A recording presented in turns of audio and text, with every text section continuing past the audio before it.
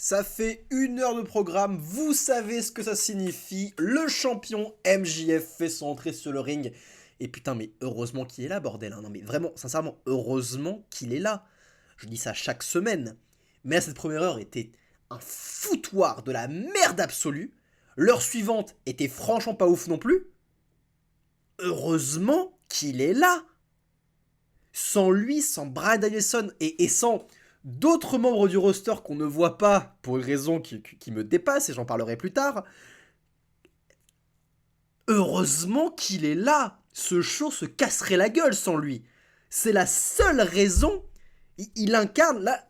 MJF aujourd'hui dans ce show Dynamite, c'était le seul segment qui était très bon. Et il n'a pas fait avancer tant de choses que ça, ce segment. Il était très bon juste par le talent de MJF. C'est tout. Alors on va quand même le décrire. Pourquoi MJF est un bon heel?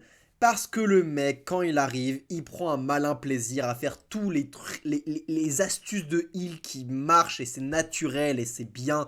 Avant de monter sur le ring, il crache son chewing-gum sur un fan. Il se fait prendre un bisou d'une fangirl et fait un dos d'honneur aux copains de la fangirl. Il vole le téléphone d'un fan. Il jette de la bière sur les fans, puis du popcorn sur leur visage. Bref, c'est jubilatoire, c'est du pur plaisir de heel qu'il fait. Et il jubile, et le mec il se prend une méga hit tout le temps, il n'y a rien à faire.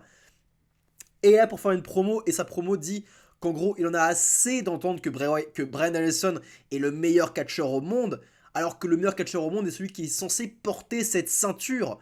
Il n'y a pas beaucoup d'infos dans cette promo, mais la delivery est super bonne, comme d'habitude.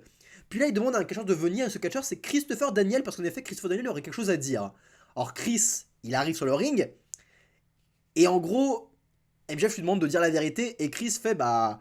Tu veux la vérité? Bah voilà, bah MJF il m'a payé pour dire du mal de Bryan Danielson, mais je vais pas le faire, parce qu'à une époque je l'aurais fait, et maintenant, à mon âge, ce genre de truc, ça marche plus sur moi.